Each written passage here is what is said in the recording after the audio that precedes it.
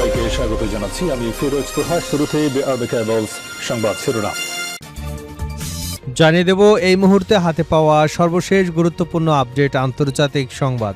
শুরুতেই জানাবো চুক্তি ভঙ্গের জেরে ইসলামাবাদ সমঝোতা স্মারক থেকে সরে এলো ইরান।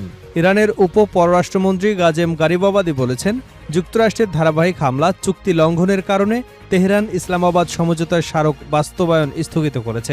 খবর আল জাজিরার। এবারে জানাবো ইরানের সাথে যুদ্ধে আগের চেয়ে এখন আরও খারাপ অবস্থায় যুক্তরাষ্ট্র। এমনই এক মন্তব্য করেছেন মধ্যপ্রাচ্যে দায়িত্ব পালন করা সাবেক মার্কিন রাষ্ট্রদূত রায়ান ক্রোকার।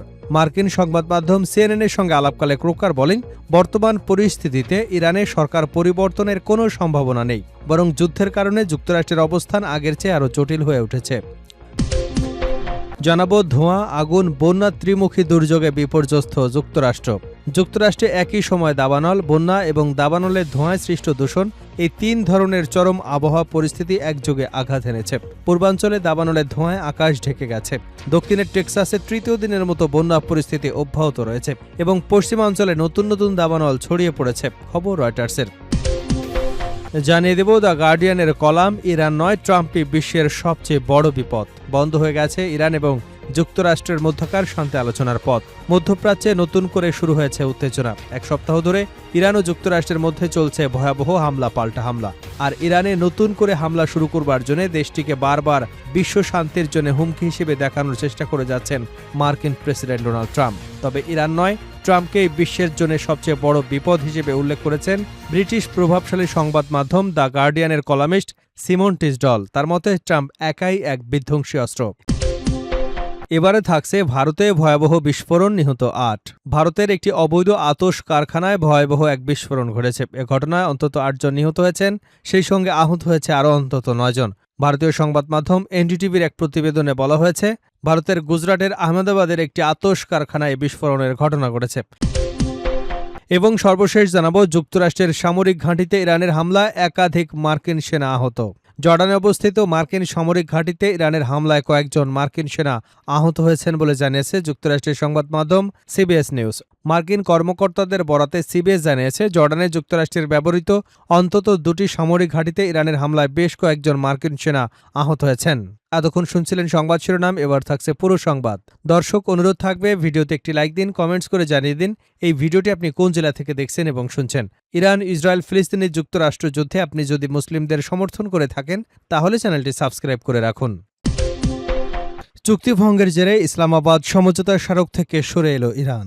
ইরানের উপ পররাষ্ট্রমন্ত্রী কাজেম গারিবাবাদি বলেছেন, যুক্তরাষ্ট্রের ধারাবাহিক হামলা চুক্তি লঙ্ঘনের কারণে তেহরান ইসলামাবাদ সমঝোতা স্মারক বাস্তবায়ন স্থগিত করেছে। খবর আল জাজিরার।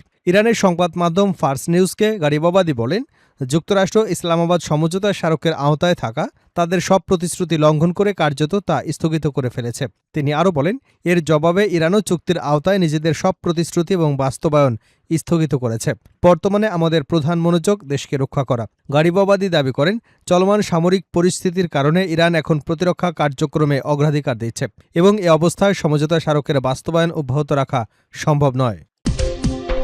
ইরানের সাথে যুদ্ধে আগের চেয়ে এখন আরও খারাপ অবস্থায় যুক্তরাষ্ট্র। সাবেক মার্কিন রাষ্ট্রদূত। ইরানের সাথে যুদ্ধে আগের চেয়ে এখন খারাপ অবস্থায় আছে যুক্তরাষ্ট্র, এমনটাই মন্তব্য করেছেন মধ্যপ্রাচ্যে দায়িত্ব পালন করা সাবেক মার্কিন রাষ্ট্রদূত রায়ান ক্রোকার। মার্কিন সংবাদ মাধ্যম সিএনএনের সঙ্গে আলাপকালে ক্রোকার বলেন, বর্তমান পরিস্থিতিতে ইরানের সরকার পরিবর্তনের কোনো সম্ভাবনা নেই, বরং যুদ্ধের কারণে যুক্তরাষ্ট্রের অবস্থান আগের চেয়ে আরও জটিল হয়ে উঠেছে। ইরাক, সিরিয়া, লেবানন সহ মধ্যপ্রাচ্যের বিভিন্ন দেশে দীর্ঘদিন রাষ্ট্রদূতের দায়িত্ব পালন করা ক্রোকার বলেন, যুদ্ধ শুরুর আগে যে অবস্থায় ছিল এখন তার চেয়ে খারাপ অবস্থায় রয়েছে যুক্তরাষ্ট্র, এ বিষয়ে কোনো সন্দেহ নেই। 1983 সালে লেবাননের বৈরুতে মার্কিন দূতাবাসে বোমা হামলা থেকে বেঁচে যাওয়া এই কূটনৈতিক বলেন, বর্তমান পরিস্থিতিতে সবচেয়ে গুরুত্বপূর্ণ লক্ষ্য হওয়া উচিত হরমুজ প্রণালী আন্তর্জাতিক নৌ চলাচলের জন্য নিঃশর্তভাবে উন্মুক্ত করা। তার মতে, এটি নিশ্চিত করতে হলে কূটনৈতিক উদ্যোগ, অর্থনৈতিক চাপ এবং প্রয়োজনীয় সামরিক পদক্ষেপ, এই তিনটির সমন্বিত প্রয়োগ দরকার। ক্রোকার বলেন, এই মুহূর্তে ইরানে সরকার পরিবর্তনের লক্ষ্য নির্ধারণ করা অতিরিক্ত উচ্চাভিলাষী হবে, বরং যুদ্ধ শুরুর সময় যে অবস্থানে যুক্তরাষ্ট্র ছিল অন্তত সেখানে ফিরে যাওয়াই এখন অগ্রাধিকার হওয়া উচিত। ইরানের সামরিক সক্ষমতার প্রসঙ্গ তুলে তিনি বলেন, ইরানিরা যুদ্ধ করতে জানে। দীর্ঘায়িত এই সংঘাত দেশটির শাসন ব্যবস্থাকে আরও কঠোর এবং অনমনীয় করে তুলেছে। তার ভাষ্য, কেবল বোমা হামলা চালিয়ে ইরানকে নতি স্বীকারে বাধ্য করা সম্ভব নয়। ধোঁয়া, আগুন, বন্যা ত্রিমুখী দুর্যোগে বিপর্যস্ত যুক্তরাষ্ট্র। যুক্তরাষ্ট্রে একই সময় দাবানল, বন্যা এবং দাবানলে ধোঁয়ায় সৃষ্ট দূষণ এই তিন ধরনের চরম আবহাওয়া পরিস্থিতি একযোগে আঘাত এনেছে। পূর্বাঞ্চলে দাবানলের ধোঁয়ায় আকাশ ঢেকে গেছে। দক্ষিণের টেক্সাসে তৃতীয় দিনের মতো বন্যা পরিস্থিতি অব্যাহত রয়েছে এবং পশ্চিমাঞ্চলে নতুন নতুন দাবানল ছড়িয়ে পড়ছে।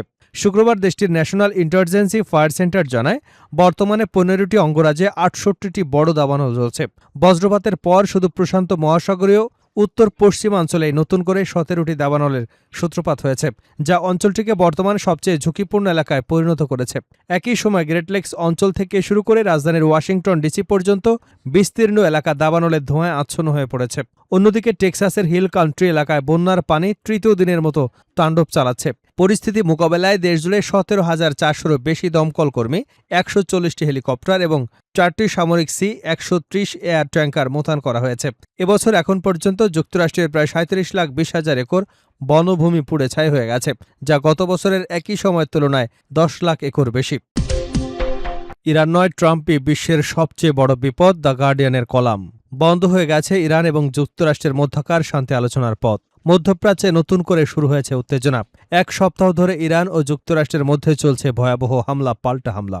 আর ইরানে নতুন করে হামলা শুরুর জন্য দেশটিকে বারবার বিশ্ব শান্তির জন্য হুমকি হিসেবে দেখানোর চেষ্টা করে যাচ্ছেন মার্কিন প্রেসিডেন্ট ডোনাল্ড ট্রাম্প। তবে ইরান নয়, ট্রাম্পকে এই বিশ্বের জন্য সবচেয়ে বড় বিপদ হিসেবে উল্লেখ করেন ব্রিটিশ প্রভাবশালী সংবাদ মাধ্যম দ্য গার্ডিয়ানের কলামিস্ট সিমন টিসডল। তার মতে ট্রাম্প একাই এক বিধ্বংসী অস্ত্র। শনিবার দ্য গার্ডিয়ানে প্রকাশিত কলামে সিমন টিসডল লেখেন, নিজের শুরু করা বিপর্যয়কর যুদ্ধ থেকে বেরিয়ে আসার কোনো পথ খুঁজে পাচ্ছেন না ডোনাল্ড ট্রাম্প। আবারও ইরান এবং এর বেসামরিক অবকাঠামোর উপর প্রচণ্ড আঘাত হানছেন মার্কিন বাহিনী। আগের মতোই এই বেআইনি প্রহার একটি কঠোরপন্থী শাসনের প্রতিরোধকে আরও শক্তিশালী করেছে। ট্রাম্প এই সপ্তাহে দাবি করেছেন যে তিনি বড় জয় পাচ্ছেন। তাকে কেউ বিশ্বাস করে না। তার এই নির্বুদ্ধিতা এবং অক্ষমতাকে উপহাস করছে বিশ্ব। ট্রাম্পের যুদ্ধাংদেহী মনোভাবের কারণে বন্ধ হয়ে যাওয়া হরমুজ প্রণালীর নিয়ন্ত্রণ এখন হোয়াইট হাউসের সীমিত ও অধারা লক্ষ্যে পরিণত হয়েছে। ট্রাম্পের কাপুরুষোচিত নেতৃত্বই মার্কিন বাহিনীকে অকার্যকর করে তুলেছে। ইসলামিক রেভলিউশনারি গার্ড কোর নয়, ইরান যদি সত্যি তার দাবিকৃত অস্তিত্বের জন্য হুমকি হয়ে থাকে, তবে এর যৌক্তিক পথ হবে সর্বাত্মক বিজয়। জর্জ ডব্লিউ বুশ যখন সিদ্ধান্ত নিয়েছিলেন যে ইরাক অগ্রহণযোগ্য বিপদ ডেকে আনছে, তখন তিনি ১,৭০,০০০ স্থলসেনা নিয়ে আক্রমণ করেছিলেন। সেটি ছিল এক মহা বিপর্যয়, কিন্তু অন্তত বুশের সাহস ছিল। সিমন টিসডল লেখেন, হাঁটুর ব্যথায় কাতর ট্রাম্প ইরানে সেরকম কিছু করবার সাহস দেখান না, যার জন্য নিঃসন্দেহে বিশ্বের কৃতজ্ঞ থাকা উচিত। কিন্তু তিনি এমন একটি লড়াইয়ে বেপরোয়াভাবে শুরু করবার ভুলও স্বীকার করবেন না, যা তিনি শেষ করতে পারবেন না। তিনি তার ভুল স্বীকার করে স্থগিতে থাকা শান্তি আলোচনার মাধ্যমে কূটনৈতিক সমাধানের চেষ্টা করার পরিবর্তে বেসামরিক নাগরিক মার্কিন সেনাদের একটি অজয় এবং চিরস্থায়ী ক্ষয়িষ্ণু যুদ্ধের মুখে ঠেলে দিতে, উপসাগরীয় আরব মিত্রদের বিপন্ন করতে, বিশ্ব অর্থনীতির ক্ষতি করতে, উন্নয়নশীল দেশগুলোতে ভয়াবহ দুর্ভিক্ষের ঝুঁকি নিতে, মস্কো থেকে বেইজিং পর্যন্ত স্বৈরশাসকদের মন জয় করতে, আন্তর্জাতিক আইন লঙ্ঘন করতে এবং তার রিপাবলিকান দলে নির্বাচনী সম্ভাবনা নষ্ট করতে পছন্দ করেন। ইরান নয়, ট্রাম্পের আত্মপ্রেমী বিশ্বের ১ নম্বর শত্রু। এই যুদ্ধ যে আবার অনিয়ন্ত্রিতভাবে বেড়ে চলেছে, তার প্রধান কারণই তিনি একাই এক বিধ্বংসী অস্ত্র।